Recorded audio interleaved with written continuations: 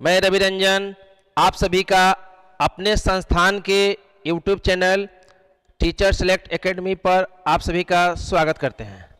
जैसा कि हम लोग जो है पिछले क्लास में राज्य व्यवस्था में संविधान सभा शुरू किए थे, तो संविधान सभा में पिछले क्लास में हम लोग पढ़े थे संविधान निर्माण के लिए संविधान सभा के अध्यक्ष डॉक्टर राजेंद्र प्रसाद ने समितियों का गठन किया था, जिसमें समिति और कुछ समितियों के उप समिति थी। इस तरह से समितियों की कुल संख्या 22 हो गई थी। तो पिछले क्लास में हम लोग समिति और उसके अध्यक्ष के विषय में हम लोग पढ़े थे। आज फिर से हम लोग उस समिति में एक महत्वपूर्ण समिति है जिसे प्रारूप समिति कहते हैं, जिसे मसौदा समिति कहते हैं, उसके विषय में हम लोग आज पढ़ेंगे। तो आइए देखते हैं प्रारूप समिति क्या था, प्रारूप समिति में कितने मेंबर थे, प्रारूप समिति का गठन कब किया गया, इन तमाम बातों को आज हम लोग पढ़ेंगे। तो आइए देखते हैं प्रारूप समिति। देखते हैं प्रारूप समिति।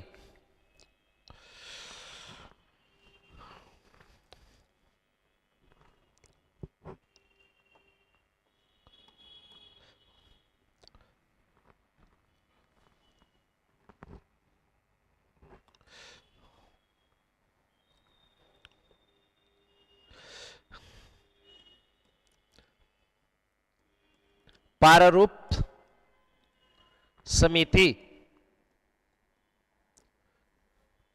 प्रारूप समिति देखेंगे। प्रारूप समिति का दूसरा नाम इसे मसौदा समिति के भी नाम से जाना जाता है। मसौदा समिति के भी नाम से जाना जाता है। मसौदा समिति। और देखेंगे इसका एक और नाम है, तीसरा नाम है प्रारूप समिति, मसौदा समिति, और इसका एक और नाम है पांडुलेखन। पांडुलेखन, पांडुलेखन समिति। देखेंगे इसका इंग्लिश में इसे पांडुलेखन समिति को इसे ड्राफ्टिंग कमेटी के नाम से जाना जाता है। देखेंगे प्रारूप समिति का गठन कब किया गया, इसका उद्देश्य क्या था। तो देखेंगे संविधान का विधिवत निर्माण करने के उद्देश्य से, संविधान का विधिवत निर्माण करने के उद्देश्य से पांडुलेखन समिति का गठन किया गया। देखेंगे पांडुलेखन समिति का गठन, पांडुलेखन समिति का गठन 29 अगस्त 1947 ईस्वी में किया गया था। देखेंगे पांडुलेखन समिति का गठन 29 अगस्त 1947 ईस्वी में किया गया था, डॉक्टर भीमराव अंबेडकर की अध्यक्षता में। देखेंगे सदस्य, पांडुलेखन समिति में सदस्य कितने थे, सदस्य, तो सदस्य की संख्या देखेंगे 7, सदस्यों की संख्या कितनी थी, 7, जिसमें 1 + 6 यानी एक अध्यक्ष और 6 अन्य सदस्य थे। देखेंगे पांडुलेखन समिति के अध्यक्ष का नाम क्या था, तो देखेंगे अध्यक्ष का नाम doctor Bhimrao Ambedkar, doctor Bhimrao Ambedkar, doctor Bhimrao Ambedkar था। डॉक्टर भीमराव अंबेडकर इसके अध्यक्ष थे। देखेंगे प्रारूप समिति का काम क्या था, कार्य या उद्देश्य। उद्देश्य संविधान का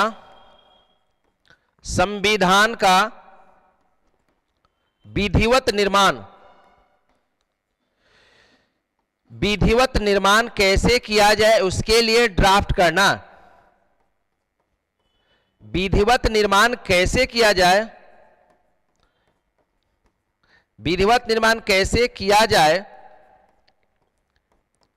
इसके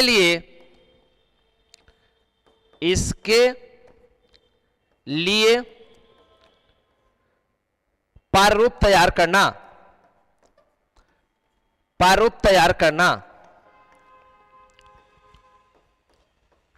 देखेंगे आपसे अक्सर क्वेश्चन पूछे जाते हैं और पूछे भी जाते हैं और लोग कहते भी हैं जो भारतीय संविधान के जनक, भारतीय संविधान के पिता किसे कहा जाता है। तो देखेंगे डॉक्टर भीमराव अंबेडकर को कहा जाता है। क्यों कहा जाता है? तो देखेंगे भारत में संविधान के निर्माण करने के उद्देश्य से जो समिति गठन किया गया था उसमें सबसे महत्वपूर्ण समिति था जिसका नाम था प्रारूप समिति, जिसे मसौदा समिति या पांडुलेखन समिति के नाम से जाना जाता था। देखेंगे प्रारूप समिति का गठन 29 अगस्त 1947 ईस्वी को किया गया था। देखेंगे इसमें सदस्यों की संख्या कितना था? तो देखेंगे प्रारूप समिति में सदस्यों की संख्या 7 था, एक अध्यक्ष और 6 अन्य सदस्य थे। देखेंगे पांडुलेखन समिति यानी प्रारूप समिति के अध्यक्ष कौन थे? तो डॉक्टर भीमराव अंबेडकर इसके अध्यक्ष थे। देखेंगे प्रारूप समिति का उद्देश्य क्या था? तो संविधान का विधिवत निर्माण कैसे किया जाए इसके लिए प्रारूप तैयार करना।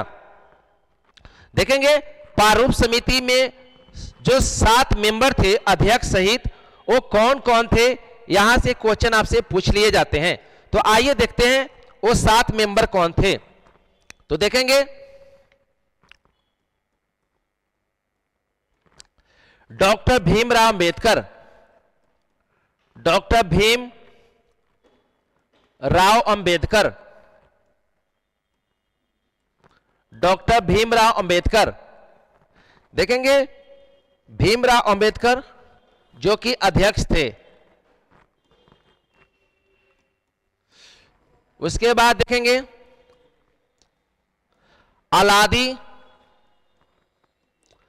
अलादी कृष्णा स्वामी अय्यर, अलादी कृष्णा स्वामी अय्यर,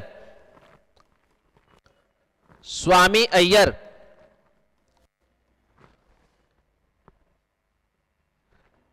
क्या आवाज नहीं जा रहा है क्या?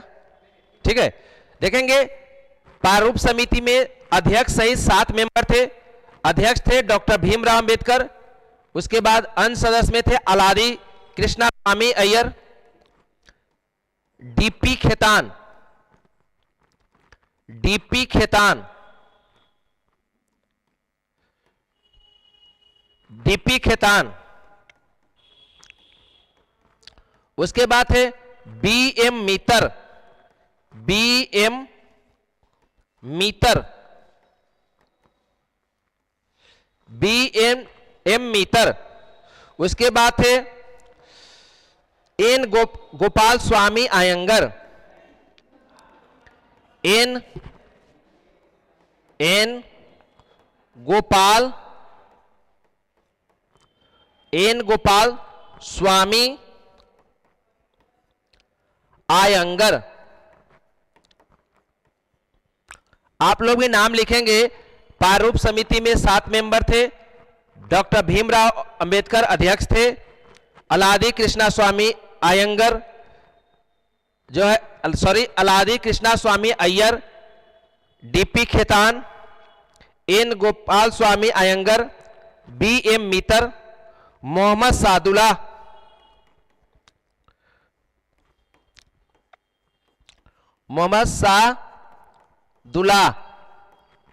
मोहम्मद सादुल्लाह और के एम मुंशी, और के एम मुंशी। फिर से ध्यान रखेंगे प्रारूप समिति जिसे पांडुलेखन समिति या मसौदा समिति कहा जाता है, इसमें सदस्यों की संख्या 7 थी। प्रारूप समिति जिसका गठन संविधान के विधिवत निर्माण कैसे किया जाए इसके लिए प्रारूप तैयार करना यानी खाका तैयार करना था, जिसका गठन 29 अगस्त 1947 को, जिसका गठन 29 अगस्त 1947 को डॉक्टर भीमराव अंबेडकर की अध्यक्षता में किया गया था। देखेंगे उस 7 मेंबर कौन कौन थे। देखेंगे 7 मेंबर थे। डॉक्टर भीमराव अंबेडकर जो कि अध्यक्ष थे, उसके बाद अलादी Krishnaswami Iyer, D P Khetan, BM मित्तर, एन गोपाल स्वामी अयंगर, मोहम्मद सादुल्ला और केएम मुंशी। आप लोग भी इसे लिख लेंगे।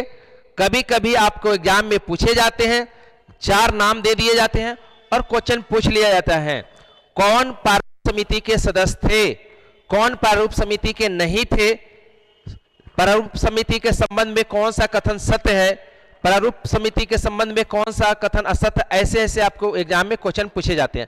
तो इसलिए 7 नाम को आपको याद रखना जरूरी है। तो आप लोग जल्दी से याद कर लेंगे, जल्दी से आप लोग याद कर लेंगे और इसे लिख लेंगे। देखेंगे डीपी खेतान, देखेंगे डीपी खेतान के निधन हो जाने के बाद टीटी कृष्णाचारी, टी कृष्णाचारी, देखेंगे डीपी खेतान के निधन हो जाने के बाद उनके जगह पर जो है टीटी कृष्णाचारी को इसमें स्थान दिया गया। और बीएम मित्तर, देखेंगे बीएम मित्तर के त्याग पत्र, देखेंगे इनका मृत्यु हो गया, तो इनका मृत्यु होने के बाद जो है टीटी कृष्णाचारी को उनके स्थान पर प्रारूप समिति में शामिल किया गया। और बीएम मित्तर जो थे त्याग पत्र दे देते हैं और इनके त्याग पत्र देने के बाद जो है एन माधवराव को उनके स्थान पर सम्मिलित किया गया। हाँ जी, फिर से ध्यान से सुनेंगे। प्रारूप समिति में डीपी खेतान के मृत्यु के बाद टीटी कृष्णाचारी को उनके स्थान पर शामिल किया गया और बीएम मित्तर के त्यागपत्र के बाद एन माधवराव को प्रारूप समिति में शामिल किया गया। तो इसे लिख लेंगे, नोट कर लेंगे। आइए फिर हम लोग आगे देखते हैं। देखेंगे इस समिति ने, प्रारूप समिति ने 30 अगस्त 1947 से अपना कार्य प्रारंभ किया। देखेंगे प्रारूप समिति ने 30 अगस्त 1947 से अपना कार्य प्रारंभ किया और इसने फरवरी 1948 में अपना रिपोर्ट, प्रारूप समिति ने अपना रिपोर्ट संविधान सभा के अध्यक्ष को सौंपा। संविधान सभा के अध्यक्ष को सौंपा, अध्यक्ष को सौंपा। देखेंगे प्रारूप समिति ने 29 अगस्त 1947 से अपना कार्य प्रारंभ किया और फरवरी 1948 में अपना रिपोर्ट संविधान सभा के अध्यक्ष को सौंपा। उसके बाद संविधान सभा के अध्यक्ष डॉक्टर राजेंद्र प्रसाद ने संविधान के विधिवत निर्माण के लिए और इस पर चर्चा के लिए संविधान सभा की बैठक बुलाई और जिसमें इस प्रारूप पर विचार करने के लिए संविधान सभा में 114 दिनों तक बहस हुई थी। 114 दिन तक इस पर बहस हुई थी। देखेंगे संविधान सभा में संविधान के प्रारूप पर 114 दिनों तक बहस हुई थी तथा इसके लिए 166 बैठकें बुलाई गई थी। फिर ध्यान से सुनेंगे, प्रारूप समिति के संबंध में हम लोग बात कर रहे हैं। सभा के अध्यक्ष डॉक्टर राजेंद्र प्रसाद के द्वारा 29 अगस्त 1947 को प्रारूप समिति का गठन किया गया था, जिसमें सदस्यों की संख्या 7 थी और इसके अध्यक्ष डॉक्टर भीमराव अंबेडकर थे। देखेंगे इसमें 7 मेंबर थे। डॉक्टर भीमराव अंबेडकर अध्यक्ष, अलादी कृष्णा स्वामी अयंगर, डीपी खेतान, बीएम मित्तर, एन गोपाल स्वामी अयंगर, मोहम्मद सादुल्लाह, के एम मुंशी। देखेंगे 29 अगस्त 1947 से प्रारूप समिति अपना कार्य प्रारंभ करता है। फरवरी 1948 में अपना रिपोर्ट संविधान सभा को सौंपता है। देखेंगे ये जो रिपोर्ट सौंपा था प्रारूप समिति ने, उस पर 114 दिनों तक बहस हुई थी और इसके लिए 166 बैठकें बुलाई गई थी।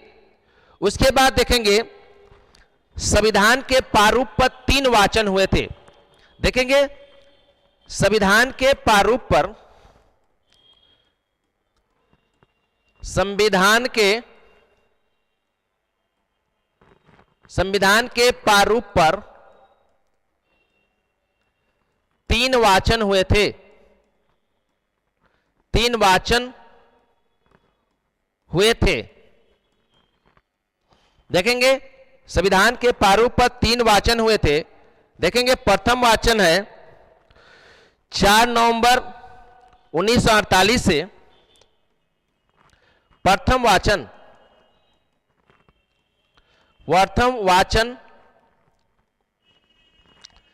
4 नवंबर 1948 से 9 नवंबर 1948। देखेंगे संविधान के विधिवत निर्माण के लिए संविधान के प्रारूप पर 3 वाचन हुए थे। प्रथम वाचन 4 नवंबर 1948 से 9 नवंबर 1948 तक। देखेंगे दूसरा वाचन 15 नवंबर 1948 से दूसरा वाचन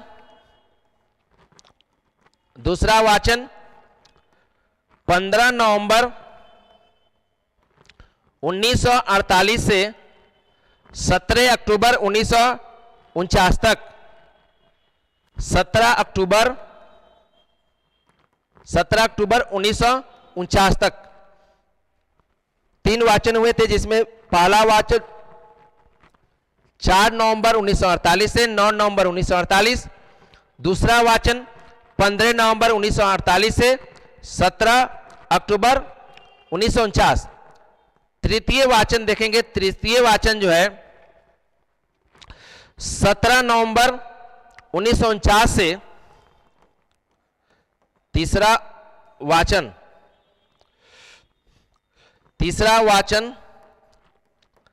17 नवंबर 1949 से 26 नवंबर 1949 तक। देखेंगे तीसरा वाचन आपको 26 नवंबर 1949 तक चला था, जिसमें भाषा संबंधी, देखेंगे तीसरे वाचन में संविधान के भाषा संबंधी, जिसमें भाषा संबंधी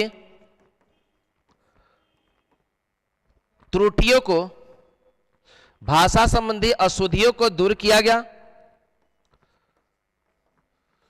भाषा संबंधी अशुद्धियों को दूर किया गया तथा संविधान को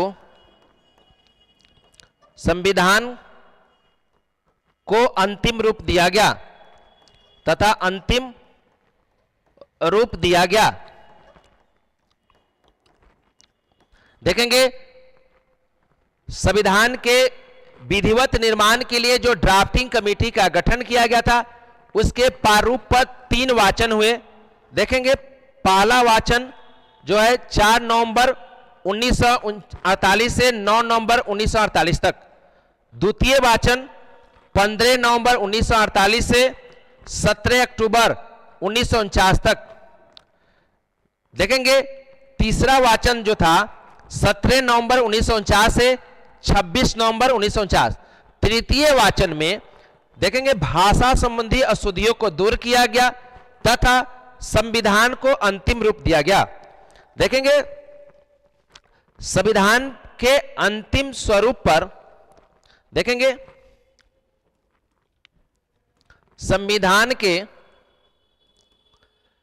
संविधान के अंतिम स्वरूप के परीक्षण का कार्य संविधान के अंतिम स्वरूप के परीक्षण का कार्य अलादी कृष्णा स्वामी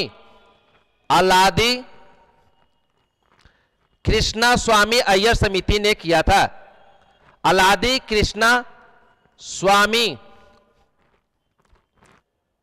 अय्यर समिति ने किया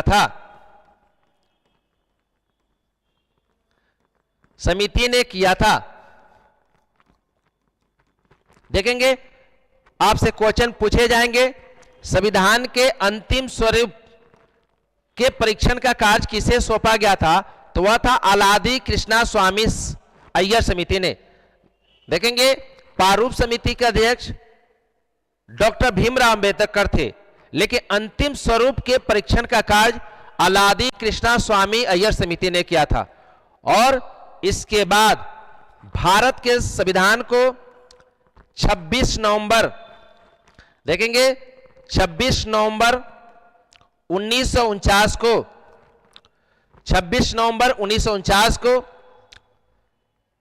16 अनुच्छेदों के साथ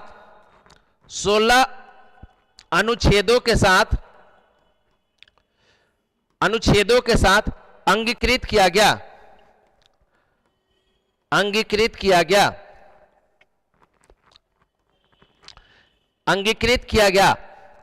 देखेंगे आपसे क्वेश्चन पूछे जाते हैं जो भारत के संविधान को अंगीकृत कब किया गया, तो देखेंगे 26 नवंबर 1949 को 16 आर्टिकल के साथ जो है भारत के संविधान को अंगीकृत किया गया।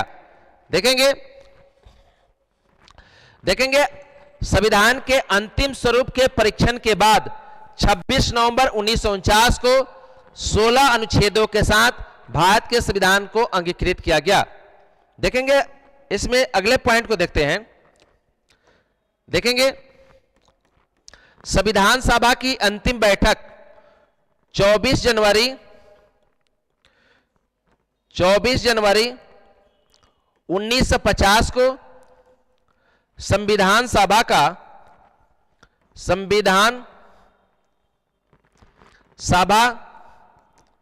का अंतिम बैठक आयोजित किया गया। संविधान सभा का अंतिम बैठक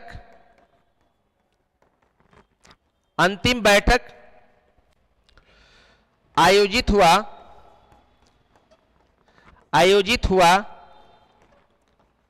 जिसमें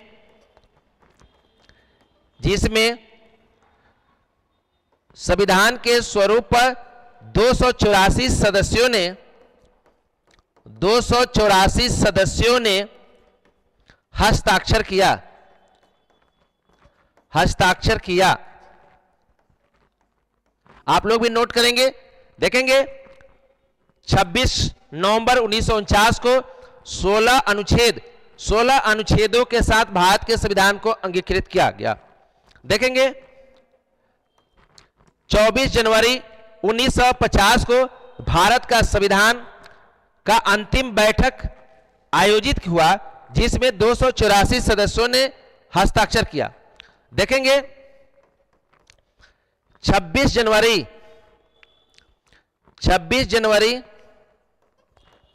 1950 को भारत का संपूर्ण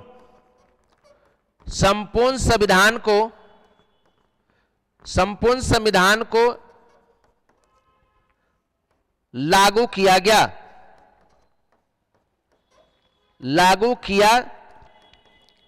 गया जिसे परिवर्तन की तिथि कहा जाता है, जिसे परिवर्तन की तिथि, जिसे परिवर्तन की तिथि कहा जाता है, तिथि कहा जाता है। देखेंगे इस बात को, 3 डेट यहां पर आपके सामने दिखा रहा है, ये तीनों डेट आपके लिए महत्वपूर्ण है। देखेंगे 26 नवंबर 1949 को भारत के संविधान को अंगीकृत किया गया। 24 जनवरी 1950 को संविधान सभा की अंतिम बैठक बुलाया गया, जिसमें 284 सदस्य, ध्यान रखेंगे संविधान सभा के अंतिम स्वरूप पर जो है 284 सदस्यों ने हस्ताक्षर किया। और 26 जनवरी 1950 को संपूर्ण संविधान को लागू किया गया, जिसे परिवर्तन की तिथि कहते हैं। देखेंगे आप लोग जो है वीडियो को ज्यादा से ज्यादा शेयर करेंगे और जो है अपने दोस्तों के बीच ज्यादा से ज्यादा इसे शेयर करें, सब्सक्राइब करें। देखेंगे अगला पॉइंट, भारत के संविधान निर्माण में, भारत के संविधान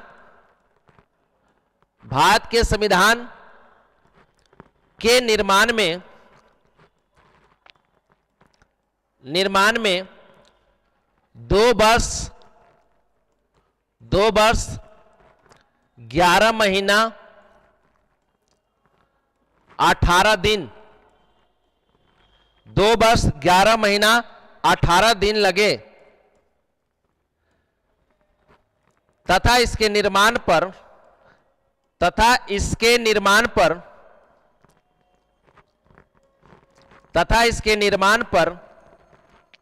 लगभग 64 लाख रुपए, 64 लाख रुपए की खर्च आई। ये अप्रोक्स है, लगभग में है। ध्यान से देखेंगे भारत के संविधान के निर्माण में 2 वर्ष, भारत के संविधान के निर्माण में 2 वर्ष 11 महीना 18 दिन लगे।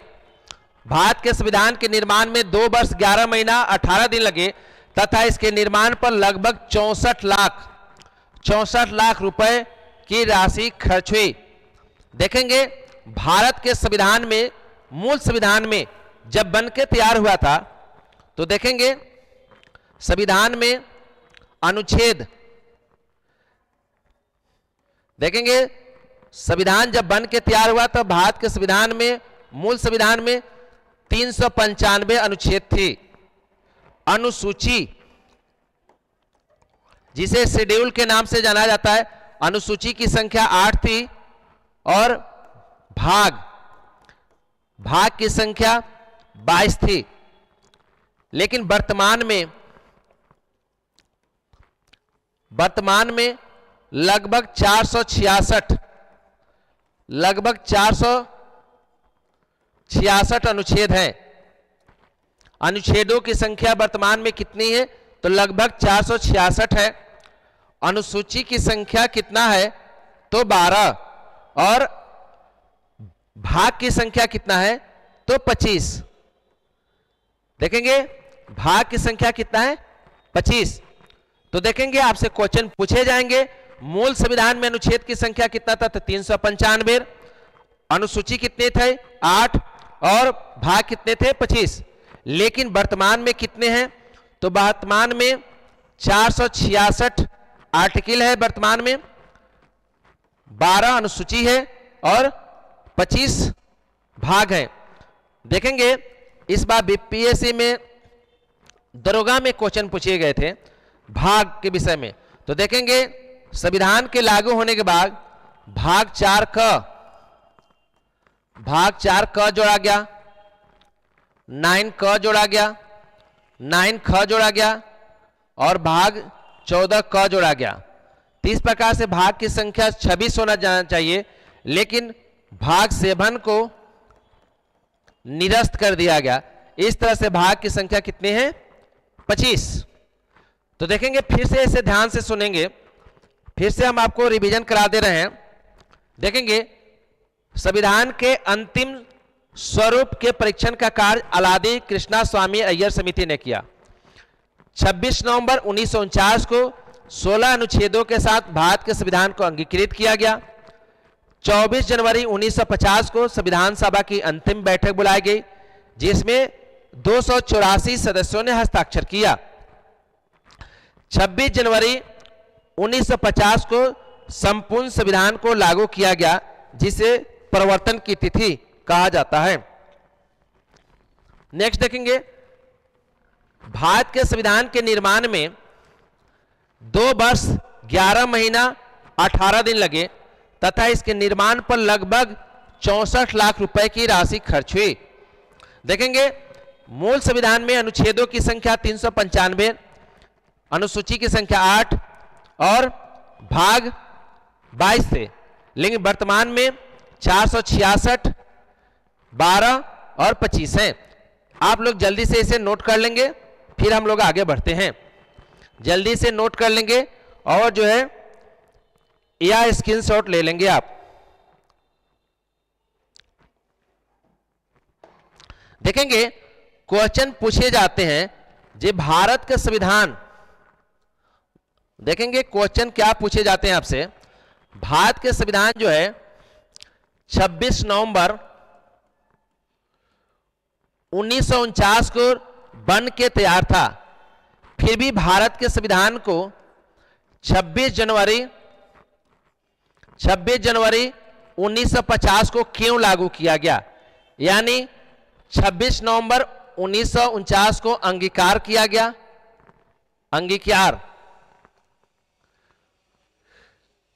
अंगीकृत या अंगीकार, और संपूर्ण संविधान को 2 महीने बाद 26 जनवरी 1950 को लागू किया गया। ऐसा क्यों, इसका रीजन क्या था? तो देखेंगे इसका रीजन था भारत में पहली बार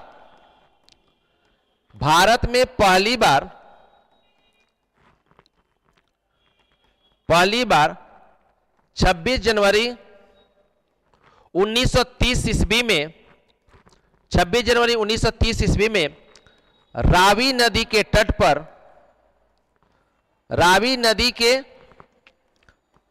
पर पंडित जवाहरलाल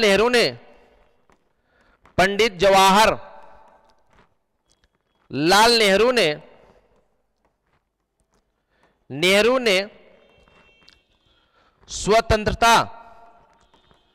स्वतंत्रता का झंडा फहराया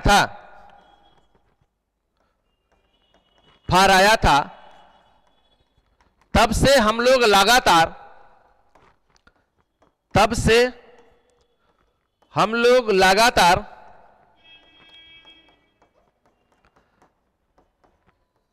यह झंडा फहराते रहे।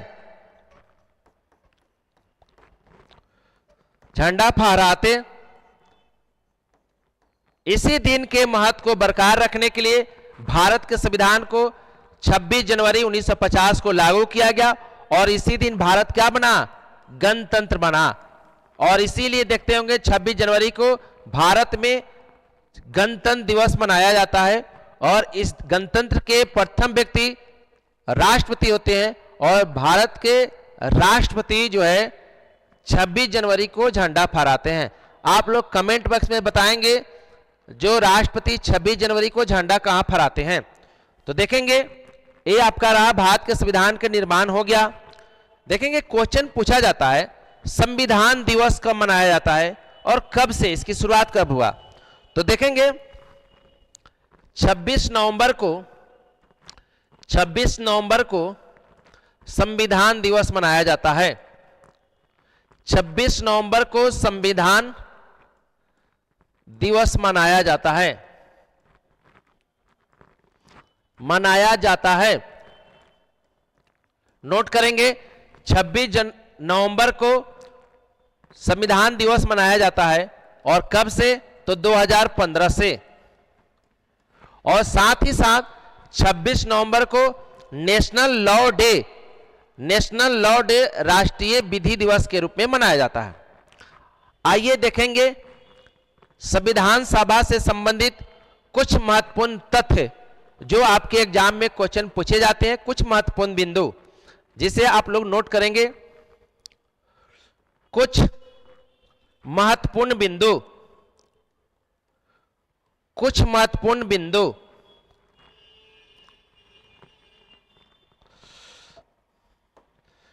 कुछ महत्वपूर्ण बिंदु को देखेंगे जहां से आपको क्वेश्चन पूछे जाते हैं। तो इस प्रकार से हम लोग भारत के संविधान सभा पढ़ लिए और भारत का संविधान निर्माण कब हुआ, संविधान सभा की अंतिम बैठक कब हुई, संविधान के स्वरूप पर कितने लोगों ने हस्ताक्षर किया, मूल संविधान में कितने अनुच्छेद थे, इसके निर्माण में कितने राशि खर्च हुए, इन तमाम बातों को हम लोगों ने पढ़ लिया। लेकिन इससे जुड़ा हुआ कुछ महत्वपूर्ण बिंदु हम लोग पढ़ने जा रहे हैं जहां से आपको क्वेश्चन पूछे जाते हैं। देखेंगे इसमें हम लोग जो है पहला देखेंगे वो देशी रियासत कौन था जिसने संविधान सभा में भाग नहीं लिया। तो देखेंगे हैदराबाद। हैदराबाद देशी रियासत ने, हैदराबाद देशी रियासत ने संविधान सभा में भाग नहीं लिया। हैदराबाद देशी रियासत ने संविधान सभा में भाग नहीं लिया। देखेंगे एक प्रश्न कई बार पूछा गया है, जो वह देशी रियासत कौन था जिसने संविधान सभा में भाग नहीं लिया, तो वह था हैदराबाद देशी रियासत। देखेंगे दो महत्वपूर्ण व्यक्ति महात्मा गांधी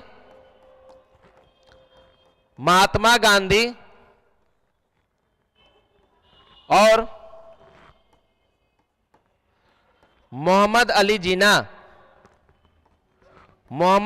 जिन्ना, दो महत्वपूर्ण व्यक्ति महात्मा गांधी और मोहम्मद अली जिन्ना, इन्होंने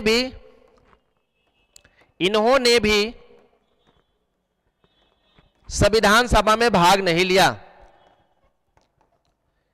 इन्होंने भी संविधान सभा में भाग नहीं लिया। नोट करेंगे। देखेंगे 26 नवंबर को संविधान दिवस मनाया जाता है। कब से मनाया जाता है? 2015 से। महत्वपूर्ण बिंदु देखेंगे, हैदराबाद देशी रियासत संविधान सभा में भाग नहीं लिया। देखेंगे महात्मा गांधी और मोहम्मद अली जिन्ना, इन्होंने भी संविधान सभा में भाग नहीं लिया। आइए देखते हैं अगले पॉइंट को। इसे आप लिख लेंगे, इसे आप लिख लीजिएगा। देखेंगे केटी शाह। देखेंगे केटी शाह जो थे, केटी शाह, इनका विचार था कि भारत का संविधान जो है, केटी शाह का विचार था कि भारत का संविधान राष्ट्रपतीय प्रणाली पर, यानी भारत में जो संसदीय शासन प्रणाली है उसके स्थान पर इन्होंने राष्ट्रपतीय सरकार की सिफारिश किया।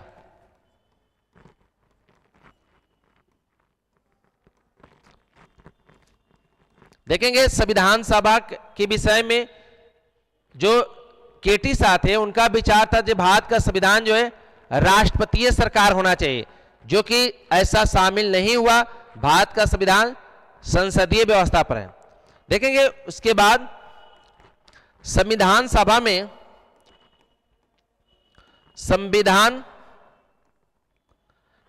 में 15 महिला सदस्यों में 15 महिला सदस्यों में एकमात्र मुस्लिम महिला, एकमात्र मुस्लिम महिला।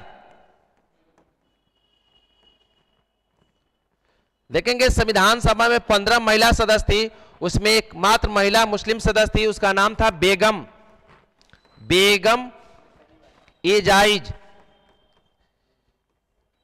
एजाइज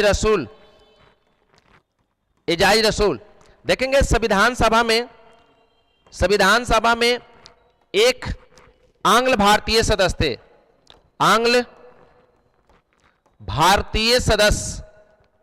एक आंग्ल भारतीय सदस्य थे जिसका नाम था फ्रैंक एंथोनी। ये ध्यान रखेंगे, जो महत्वपूर्ण पॉइंट लिखाया जा रहा है संविधान सभा से। संविधान सभा में एकमात्र महिला मुस्लिम सदस्य थी जिसका नाम था बेगम एजाइज रसूल। संविधान सभा में एकमात्र जो है एंग्लो इंडियन, जिसे आंग्ल भारतीय सदस्य कहते थे, वो थे फ्रैंक एंथोनी। और देखेंगे एकमात्र पारसी सदस्य थे जिनका नाम था पीएच मोदी।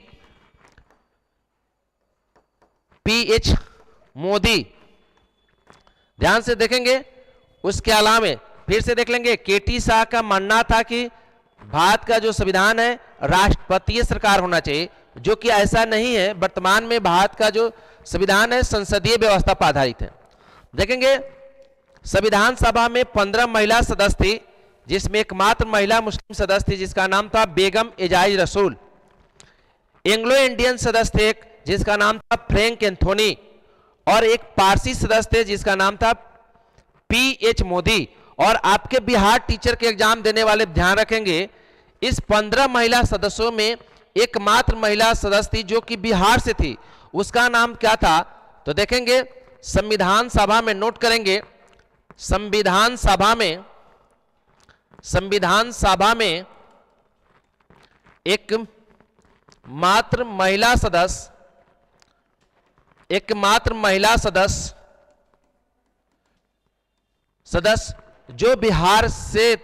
जो बिहार का प्रतिनिधित्व किया,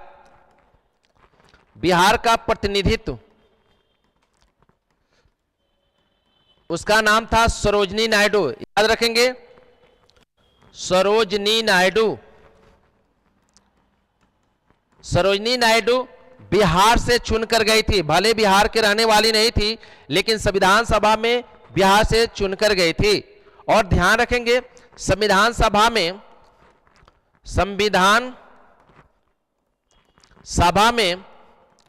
बिहार से कुल 36 सदस्य चुनकर गए थे। याद रखेंगे संविधान सभा में जो है बिहार से कुल 36 मेंबर गए थे, जिसमें एकमात्र महिला सदस्य थी जिसका नाम था सरोजनी नायडू। और देखेंगे आपसे एग्जाम में क्वेश्चन पूछे जाते हैं, संविधान सभा में भीमराव अंबेडकर का चुनाव कहां से हुआ था? देखेंगे कई बार एग्जाम में पूछा गया है, डॉक्टर भीमराव अंबेडकर का चुनाव संविधान सभा में कहां से हुआ था? तो देखेंगे डॉक्टर भीमराव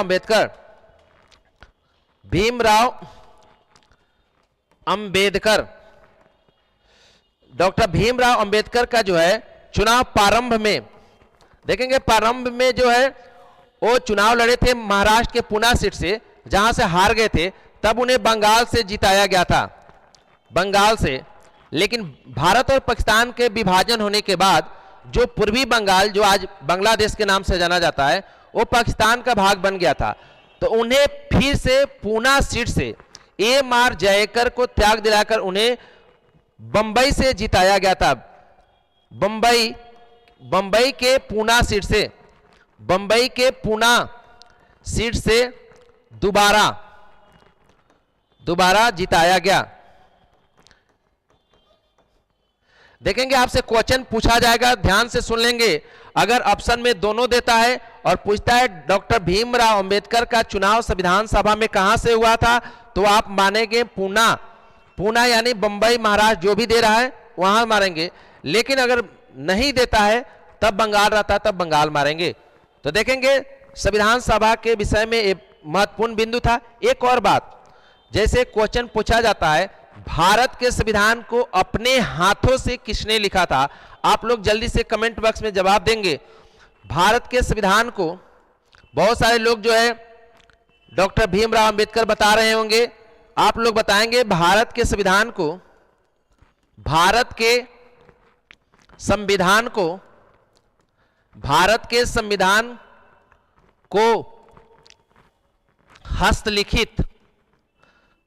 हस्तलिखित किसने किया, किसने अपने हाथों से लिखा?